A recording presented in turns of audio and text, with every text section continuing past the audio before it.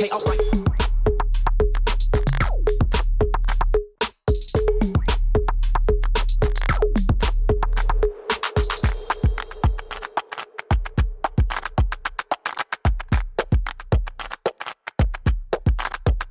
Add it up.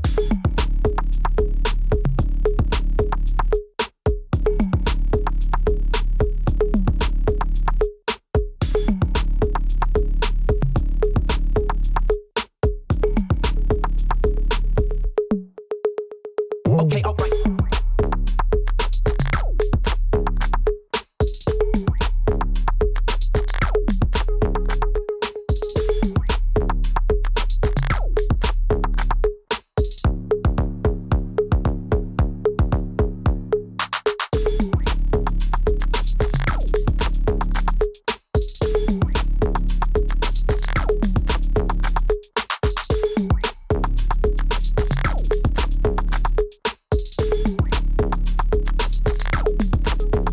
Add it up.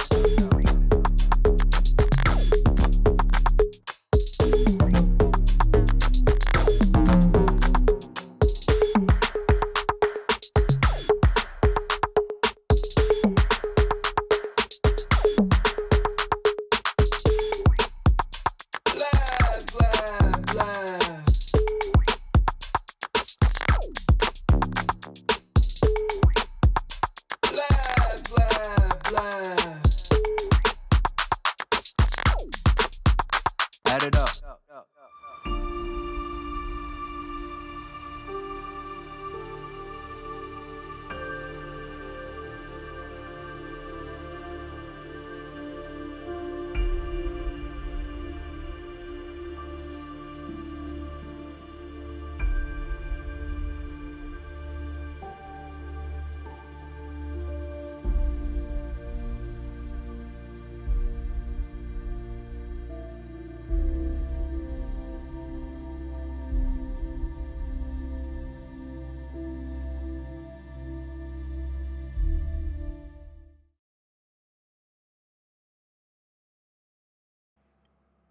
Well, good morning, you guys. Good morning. Good morning.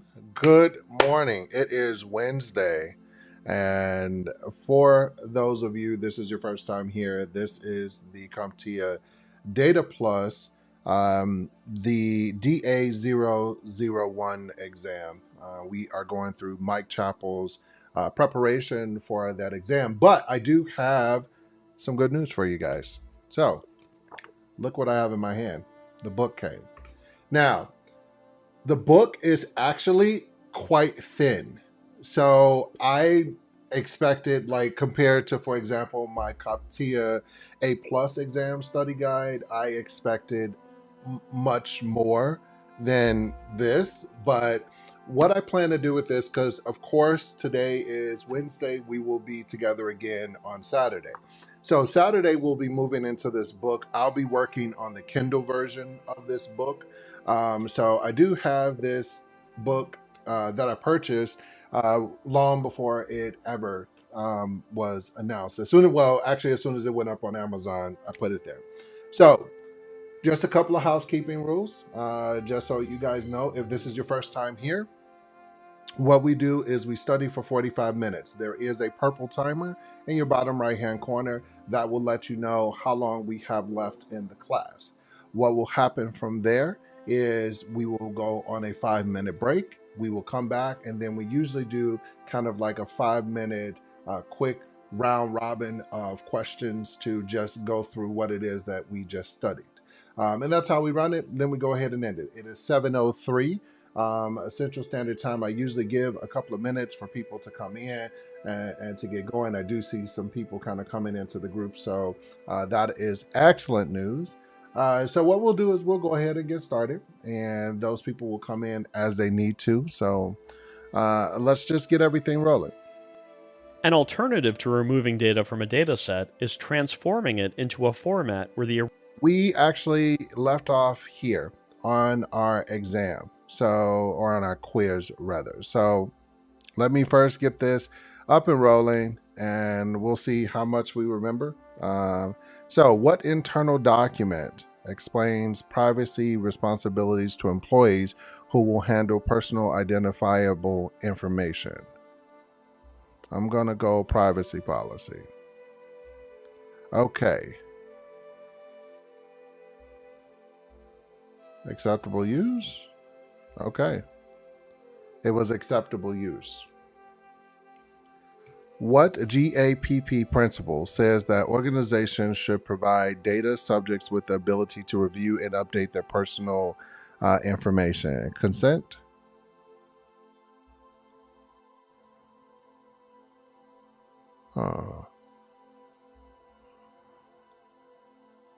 Now, it may be choice, actually. I'm going to try choice as a second. Okay, then it's got to be access. Zip code blank and blank uniquely identify 80% of people in the United States. So zip code, date of birth, and gender. What data obfuscation technique is designed to be reversible? It was something about hashing or something like that.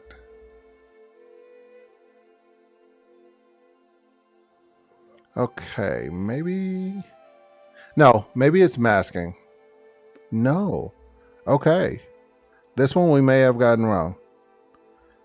Oh, okay, for token. But he went through this class and right before we left last on Monday. So let's move on to his coursework. Data stewards find themselves increasingly becoming legal and regulatory compliance experts. As governments and other regulators become more aware of the impact that private businesses may have on the security and privacy of information, they continue to create laws and regulations that seek to enforce safeguards. There are 4 main types of compliance obligations that you should be familiar with: criminal law, civil law, administrative law, and private regulations.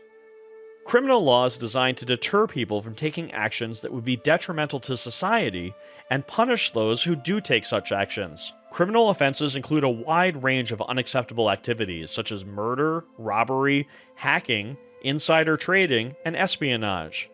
Criminal laws have one important characteristic that is not found in any other type of law. Violations of criminal law may be punishable by deprivation of liberty, such as a jail sentence or probation. Criminal laws must be created by a legislative body at the national, state, or local level, such as the U.S. Congress. Civil law is designed to resolve disputes among individuals, organizations, and/or government agencies. Civil laws cover almost any matter that is not addressed by criminal law, including liability claims, estate probate, contractual disputes, and other matters. As with criminal laws, civil laws must be passed by a legislative body, but they do not allow the possibility of jail time. The most common outcomes of a successful civil lawsuit are monetary damages or orders by the court that someone perform or refrain from an action. Administrative law allows for the effective operation of government by allowing executive branch agencies to promulgate regulations that facilitate carrying out their duties. These regulations often provide details that are missing from the law, or they provide procedural rules for the operation of government. For example, the Health Insurance Portability and Accountability Act, HIPAA, provides criminal and civil law governing the uses of health information, but it doesn't go into great detail. The Center for Medicare and Medicaid Services publishes security and privacy regulations that include the specific requirements that HIPAA-covered entities must follow. At the federal government level in the United States, administrative law is found in the Code of Federal Regulations, or CFR. Private industry regulations also govern many activities of individuals and organizations. Now, these regulations don't have the force of law on their own, but they are often required by contracts. The most common example of this in the world of cybersecurity is the Payment Card Industry Data Security Standard, PCI DSS. All right, so I'll just pause for a minute because there was a question I think is viable. The question was about this book and like how we're going to go through the book. So for those that don't have the book, that is why you come to the study group. There is ways for you to get it. You can get the physical book or you can get the digital book. Amazon has it. All you have to do is go put in Comptia Data Plus, and then they have a study book for this specific exam. It is written by Mike Chapple, which is who we're watching his coursework. So you can actually study along with us. What I will do is bring this information up on my own Kindle and then go through writing, go through setting up questions and stuff. So just wanted to make sure we address that question. I think that's a great question. Thank you. ESS was created by a consortium of companies without the involvement of a government agency. They then included language in the contracts for those accepting and processing credit cards requiring compliance with the standard. Now remember that in the United States, the highest form of law is the U.S. Constitution. The most common intersection between data stewardship and constitutional law involves the Fourth Amendment to the Constitution. Part of the Bill of Rights, it reads in part, "The right of the people to be secure in their persons, houses, papers, and effects against unreasonable searches and seizures shall not be violated." The Fourth Amendment comes into play anytime that government agents, including law enforcement officers, want to collect private information from computing systems without consent. If they do so without a warrant, they run the risk of the evidence being inadmissible in court. The Health Insurance Portability and Accountability Act, or HIPAA, is a comprehensive healthcare law that, among other things, regulates the security and privacy of health records. HIPAA applies to two categories of information. Protected Health Information, or PHI, is a broad category of individually identifiable health information. PHI includes information about an individual's current, past, or future health status that's collected in relation to the provision of healthcare, the processing of healthcare payments and insurance claims, or is used in facilitating the provisioning of healthcare. The rules surrounding PHI only apply to HIPAA-covered entities, a concept we'll talk about more in just a moment. Electronic Protected Health Information, or ePHI, must first meet the definition of PHI. ePHI is any PHI that is stored or transmitted by digital means. Now, I mentioned earlier that the provisions of HIPAA apply only to covered entities. Just because information is about an individual's health does not mean that it is governed by HIPAA. There are three different types of HIPAA-covered entities. First, healthcare providers such as physicians, hospitals, clinics, and labs that provide healthcare to patients are covered entities if they engage in certain electronic transactions that we'll explore more in a moment. Second, health insurance plans are covered entities. And finally, healthcare information clearinghouses are covered entities. Here's a list of electronic transactions that make a healthcare provider a HIPAA-covered entity. If a provider engages in any of these transactions in electronic form, they are covered. As you can see, these are basic medical transactions, and it's hard to imagine any healthcare provider who can run a modern business without engaging in at least several of these. HIPAA does apply to covered entities, but it also extends to the business partners of those covered entities who handle protected health information on the covered entity's behalf. HIPAA requires that covered entities enter into special agreements known as Business Associate Agreements, or BAAs, with their partners. The BAA requires that the business partner also comply with the provisions of HIPAA. There are three important exceptions to HIPAA. First, HIPAA does not apply to records that are maintained by an organization in its capacity as an employer, even if the organization is a covered entity under HIPAA. Second, HIPAA doesn't apply to student educational records that are covered by the Family Educational Rights and Privacy Act, FERPA. And finally, HIPAA does not apply to information that has been de-identified so that it may no longer be traced back to an individual. The Centers for Medicare and Medicaid Services, CMS, is responsible for laying out the rules that implement HIPAA, and they publish two important rules that apply directly to data security and privacy. The HIPAA Privacy Rule governs the privacy of protected health information, and the HIPAA Security Rule governs the security of electronic protected health information. Let's talk about some of the key provisions of the Privacy Rule.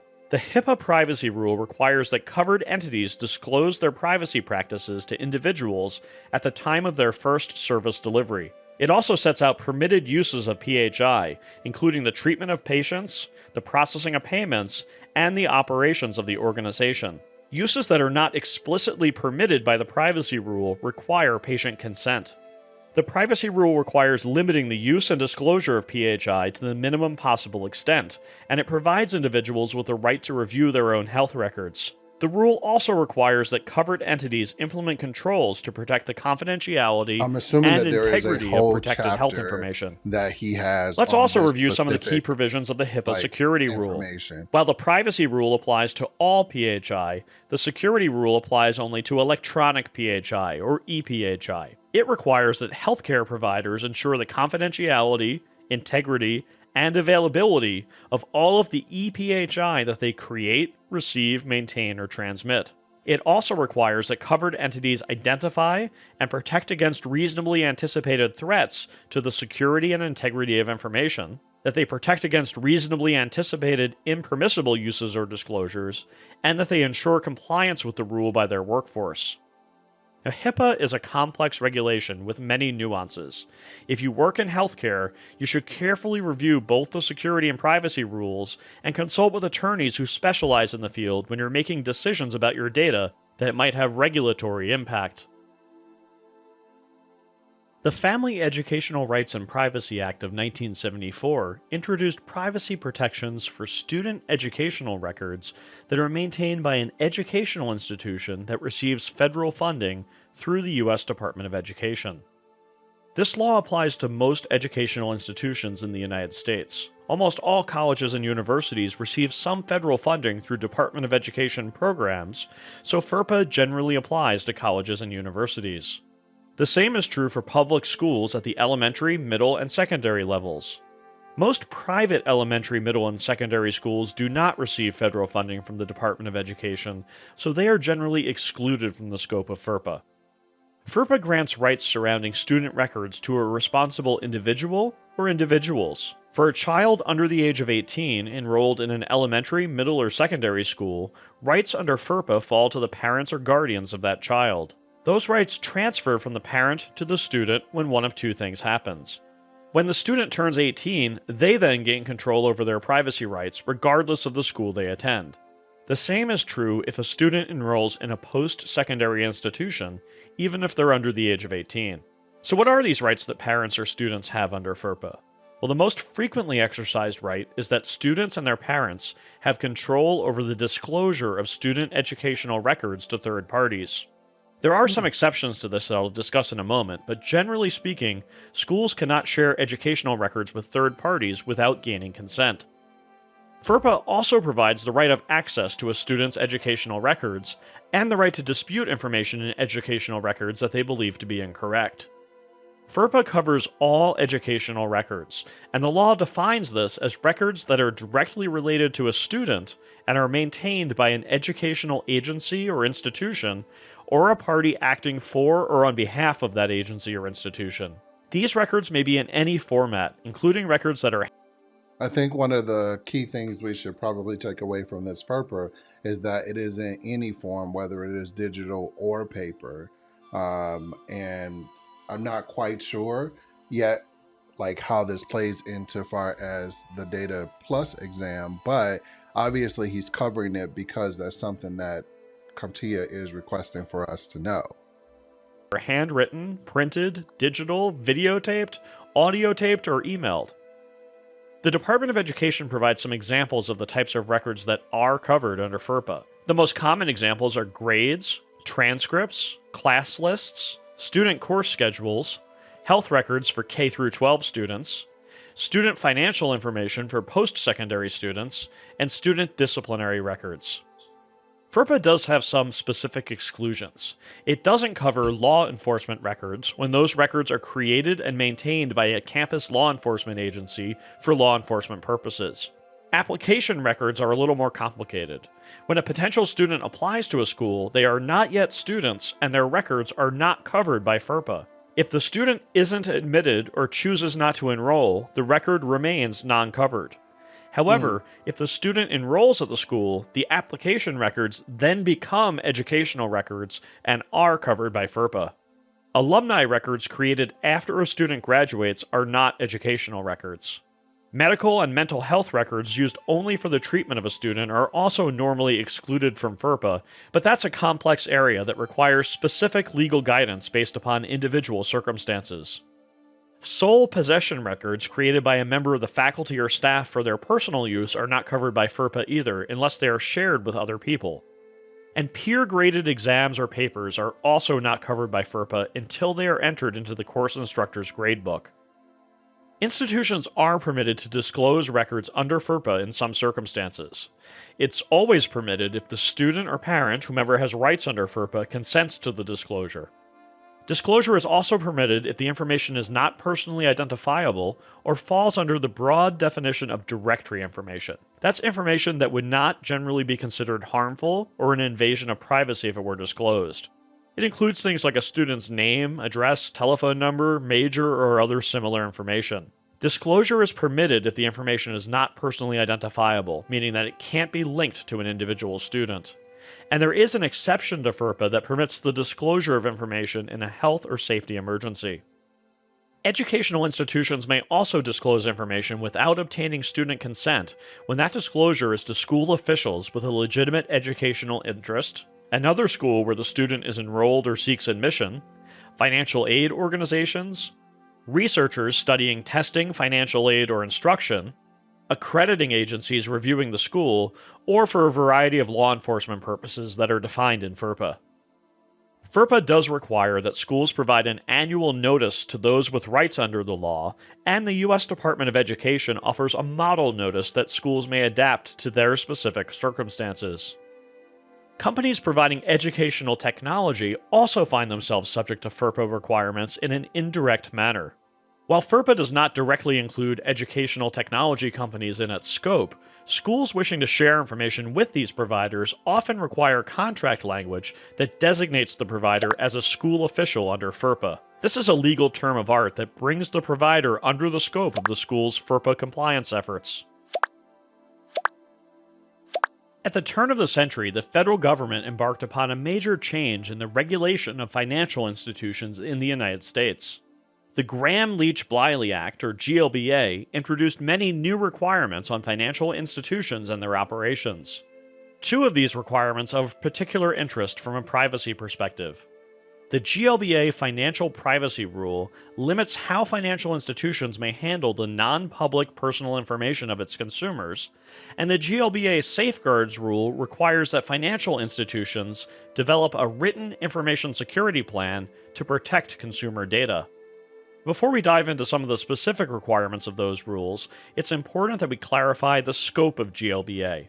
The law applies to financial institutions, but the term financial institution is defined more broadly than you might think.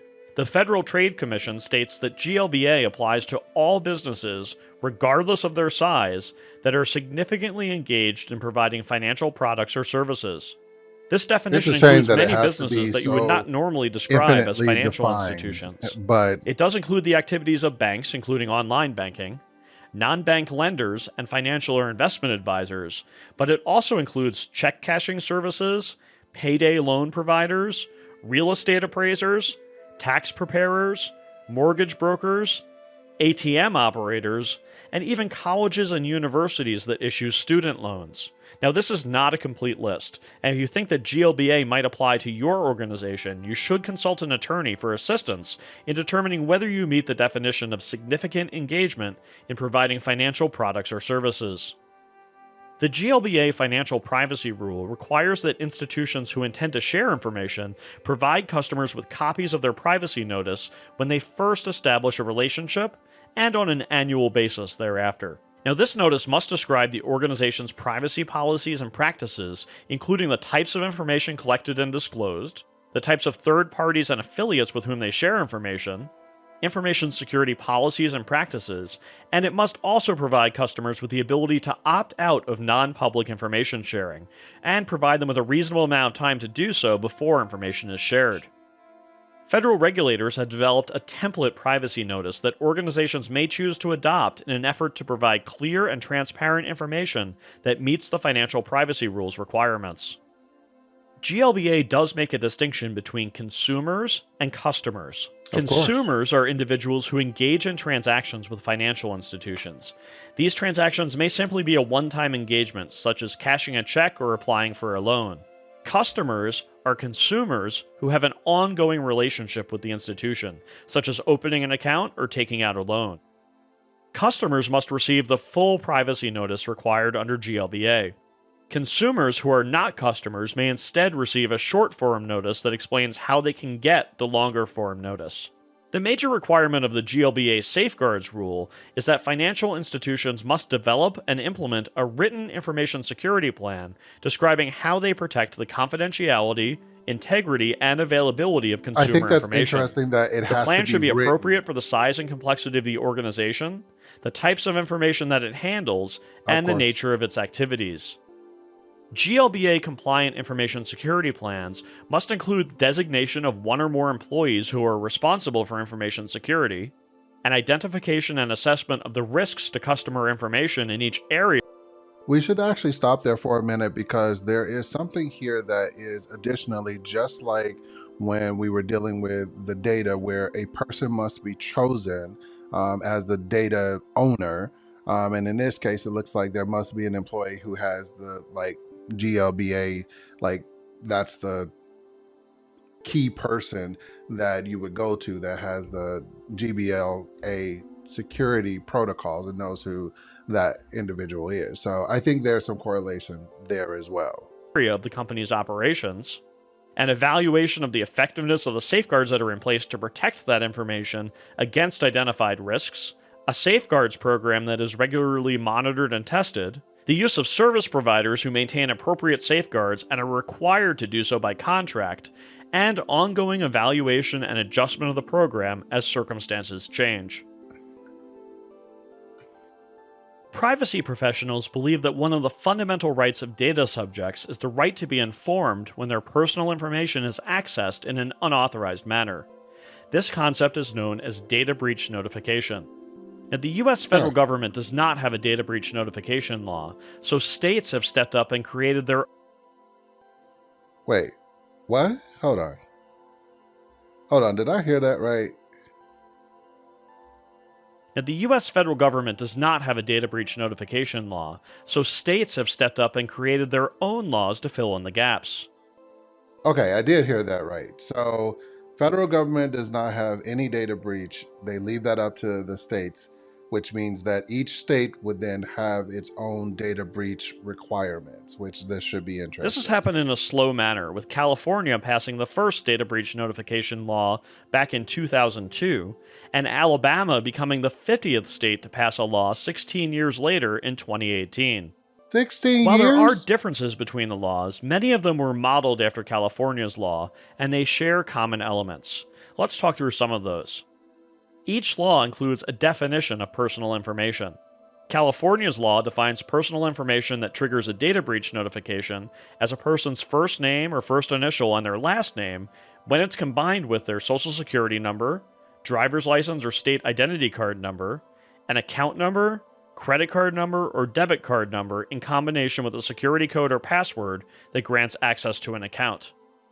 Other states either use this definition or expand it to include additional elements such as passport numbers, health records, biometric data, and mother's maiden name. These laws also include a definition of what it means to have a security breach. Here's the definition used by the state of Mississippi: the unauthorized acquisition of electronic files, media, databases, or computerized data containing personal information of any resident of the state when access to the personal information has not been secured by encryption or by other method or technology that renders the personal information unreadable or unusable. Now, other states have their own definitions, and these definitions differ in whether they exclude encrypted data, require the actual occurrence of identity theft, and on some other attributes. States also include the required timing of the notification to individuals and government agencies. Many states use generic language requiring notification without an unreasonable delay, while others impose specific timeframes for escalation to appropriate authorities. Colorado, for example, requires notice within 30 days, while Delaware has a 60-day deadline and Connecticut allows 90 days. Okay, so let's talk about that for a minute, because if you don't find out that you have a data breach until, let's say, you had 30 days to do something, you typically won't find, let's say a person's not tracking keeping up with their credit or anything like that, and someone's opened up an account in their name. If that person is not tracking that, they won't find out for weeks.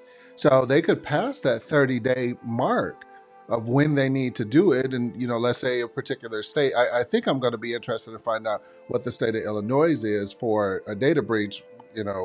What are the requirements? The states have differing requirements for the content and delivery of the notice as well. Some include specific items that must be included in the notice, while others leave this to the discretion of the business. So while we're here, I need to find out for Illinois data breach, what that law is. So just to, that is interesting. So, okay, so not data, we need to find out. So in the state of Illinois,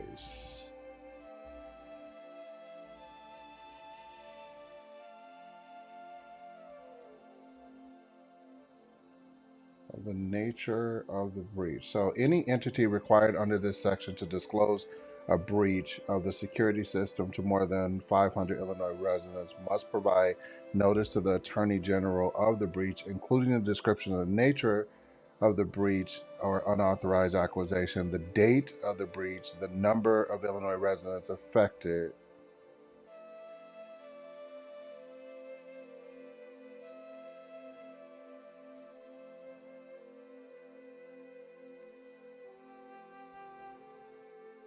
Okay, so that is, they have to give the date.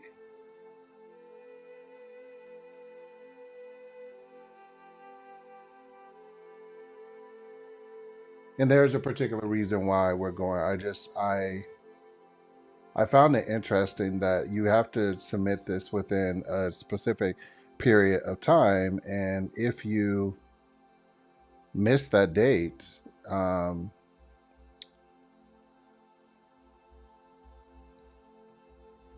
we're not going to go through this whole document. Don't worry about that. So I just want to find out what date we need to do this. Just because I think that's interesting knowledge.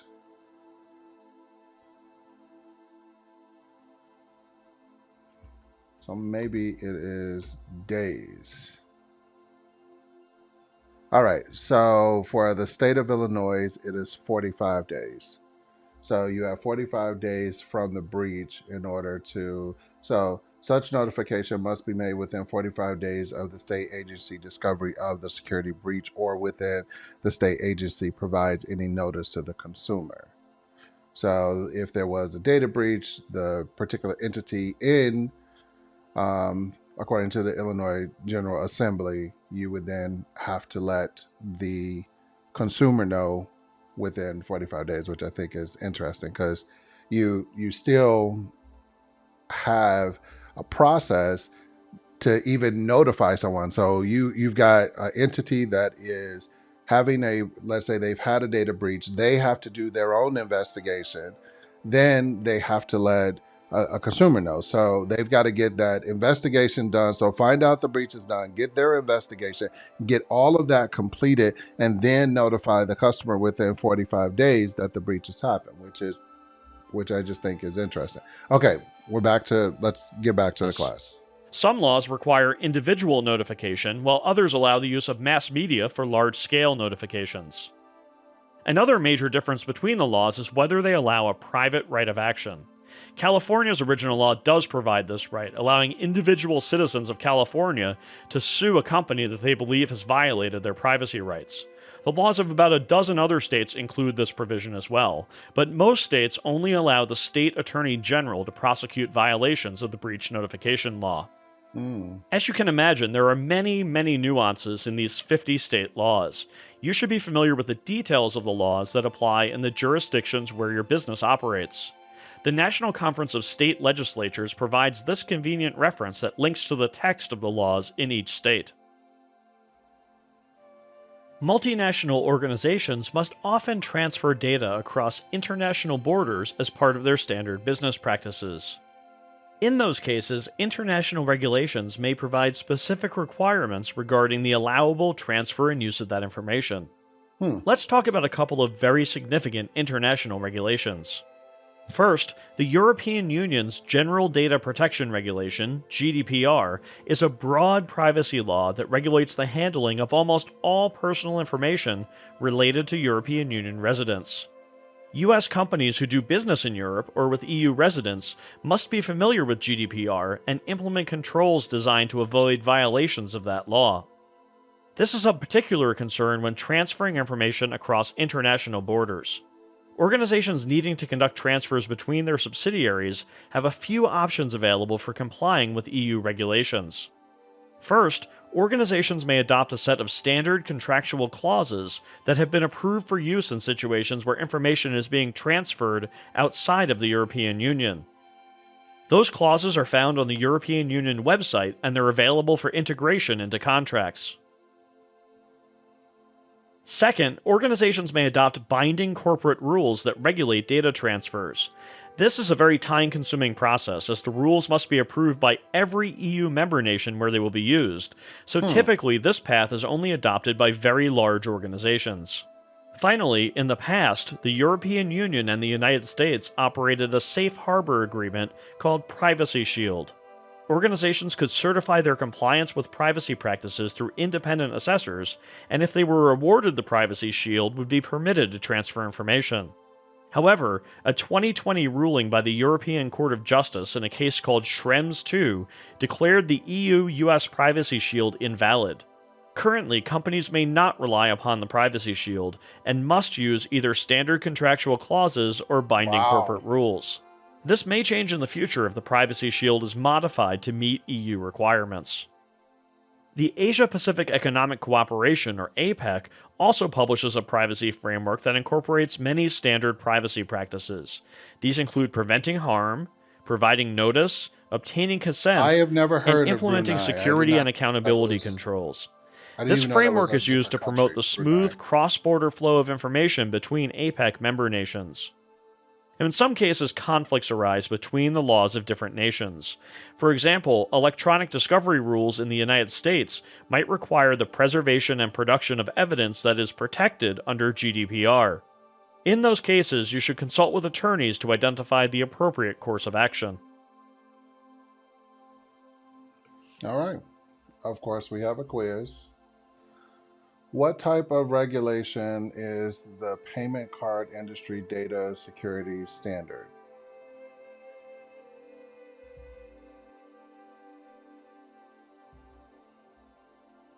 I'm going to go industry regulation.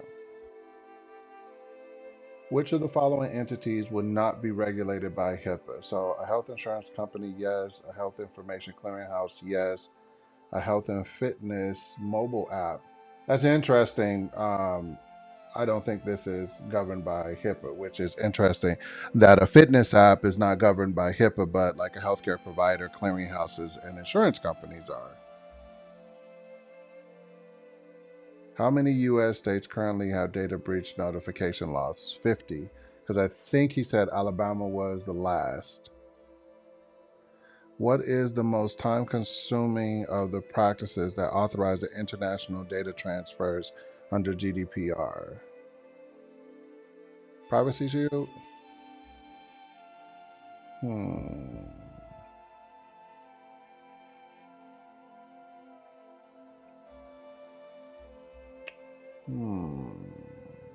Binding corporation rules. Gina is a 17-year-old student enrolled in her first year of college. Under FERPA, who has the right to control disclosure of educational records to third parties? Her parents.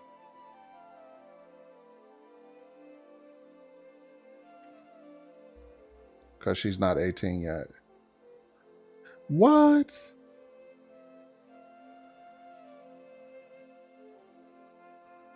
To control disclosure of her educational records to third parties. What? Let me see. Gina retains her own rights. She's not 18, but here's the question. Gina is a 17-year-old student enrolled in her first year of college. Under FERPA, Who has the right to control or disclose of her educational records to third parties? Gina does. She retains the right herself. Interesting. Which action is mandated by the GLBA safeguard rule?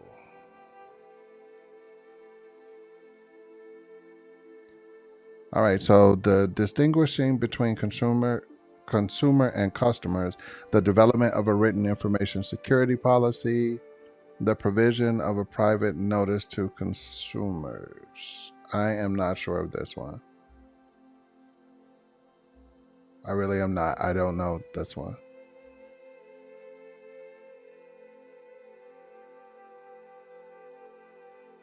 Oh, it was because I made a comment about, oh, it has to be written. Okay, yeah. One of the first tasks that you should undertake as part of your privacy program is developing an inventory of all of the types of information that your organization handles that might be affected by privacy programs. A good rule of thumb is that you should include any information in your inventory that might be considered personally identifiable information, or PII. Now, the specific definition of PII that you use may vary based upon your organization's privacy policy and the regulations that apply to you, but the US government's definition is a good working start. It has two elements. Under that definition, PII includes any information that can be used to distinguish an individual's identity, such as their name, social security number, date and place of birth, mother's maiden name, or biometric records. PII also includes any other information that is either linkable or linked to an individual, such as medical, educational, financial, and employment information. Following this definition, you can then begin building your data inventory. This step is very important because this inventory will serve as a roadmap for all of your future work. The inventory should also persist as a permanent repository of information, so design it in such a way that it will be accessible and understandable by others, perhaps years down the road. Now, the best place to start your inventory is probably in your own mind. You probably know a lot more about data use in your organization than you might think. If you bring in a few colleagues, you can probably flesh out a list of business processes that include sensitive information very quickly. When you're developing this list, think about common activities that might include this data. How does human resources collect information from new hires? Do they share employee information with any vendors? Do any health insurance companies, retirement plan servicers, or other benefits program involve the use of medical information? Do you ever ask customers for information about themselves or collect information about customers in some other way? Do you employ independent usually contractors? all the time. If so, where do you collect and store their information? In Now, a these database. questions just serve as a starting point. You'll want to consider them in the context of your organization and its business activities.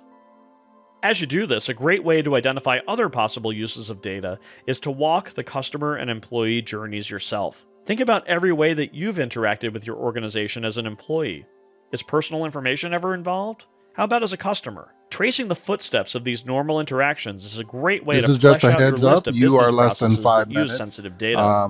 before we go As you on build our your break. list, think about the It will types of information automatically that it go should into include. the break portion. You'll So probably want to I know the encourage name of you the to get business up, process, walk the around, reason that it uses get you some PII, coffee. If whether that you reason need matches that. your definition of legitimate And PII hey, use. no judgment. You'll want to I know had my where coffee information today is too, stored and so transmitted by the process, just putting it who out has there. access to the information, and whether there are any third parties involved.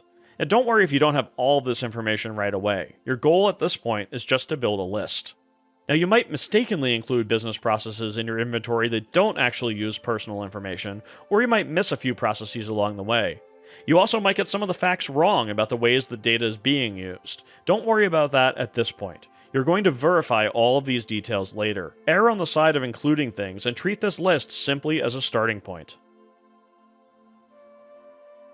Entity relationship diagrams, also known as ER diagrams, provide database designers with a valuable tool for modeling the relationships very between similar to database what we entities do. in a clear, precise format. This industry-standard approach uses a series of block shapes and lines to describe the structure of a database in a manner understandable to all data professionals. In a database model, each object that you wish to track in the database is known as an entity. Normally, each entity is stored in a database table, and every instance of an entity corresponds to a row in that table. In an ER diagram, each entity is depicted as a rectangular box with the name of the entity contained in the box. For example, a database containing information about individual people would likely have an entity called person. This would correspond to a table with the same name in the database, and every person tracked in the database would be an instance of that person entity and have a corresponding row in the person table. Database designers creating an ER diagram would draw the person entity using a shape similar to the one shown here. They would then repeat that process to create a rectangular box for each entity in the data model. Now, of course, tracking entities alone isn't sufficient to develop a data model. Databases contain information about each entity. This information is tracked in individual fields, known as attributes, which normally correspond to the columns of a database table. For example, the person entity might have attributes corresponding to the person's first and last name, date of birth, and a unique person identifier. Each of these attributes is depicted in an ER diagram as an oval shown here. Notice that the text in the attribute ovals is formatted slightly differently. There are two text formatting features used to convey additional information about an entity's attributes. First, some fields are displayed in bold.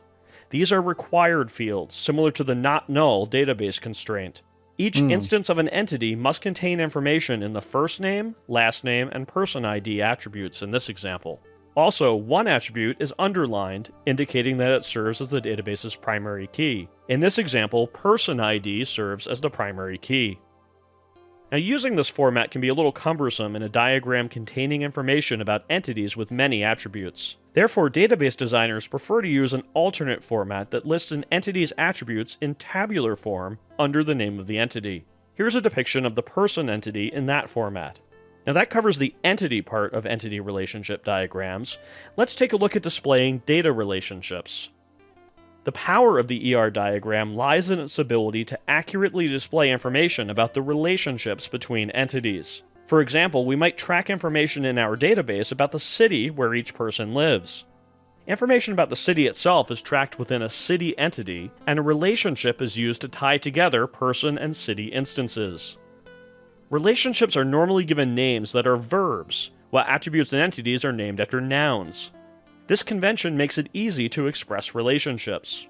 For example, if we name our person-city relationship lives in, we can string those together to say a person lives in a city.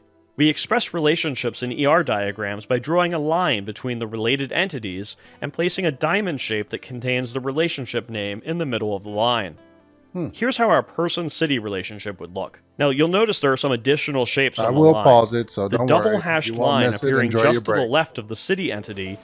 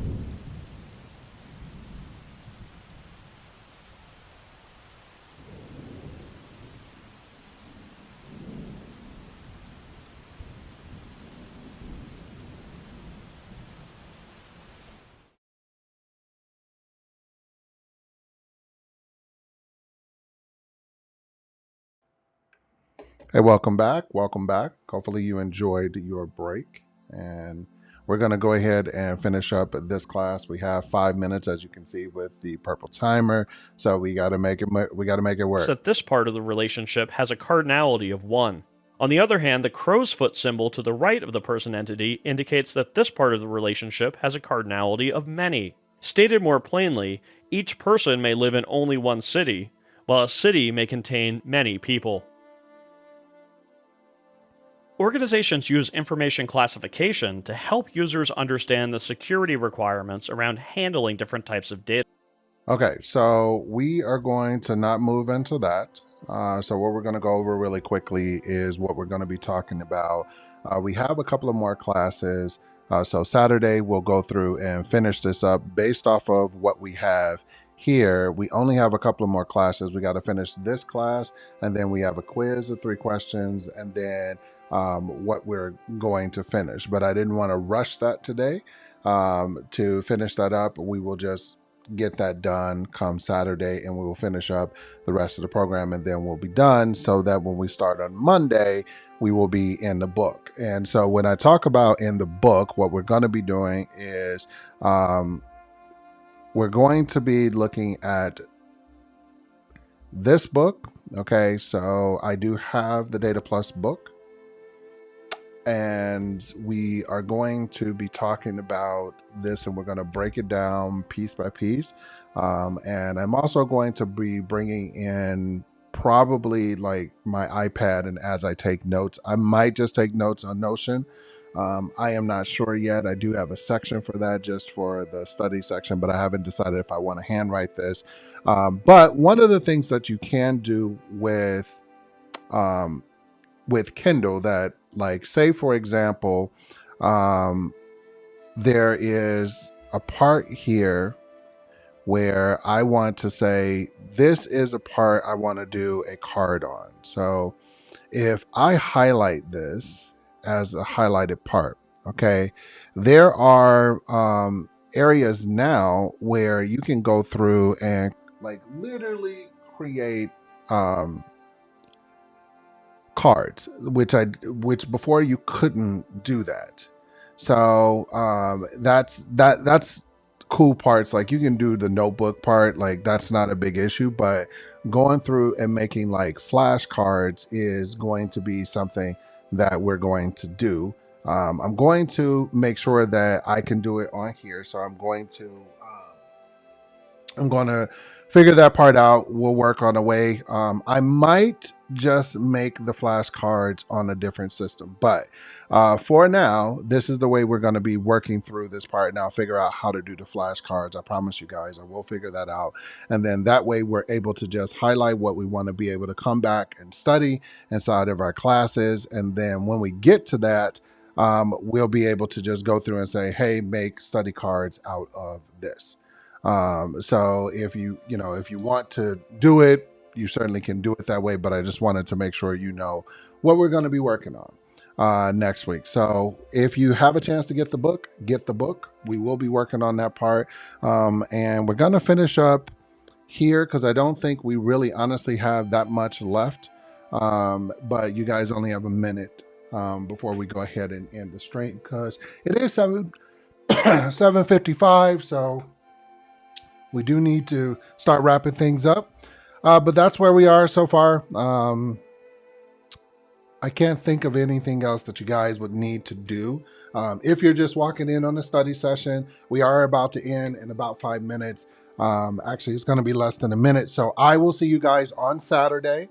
I'm going to post the time, of course, so that will go. We'll see you on Saturday. It's going to be in the morning, just like normal. We're going to finish up this coursework, and then we're going to start going into our Comptia study guide and working inside of there and getting our questions together and studying together. So thank you so much for coming and hanging out with me. For those of you that have been here for the beginning of the class, and even for those that are just walking in, that's cool.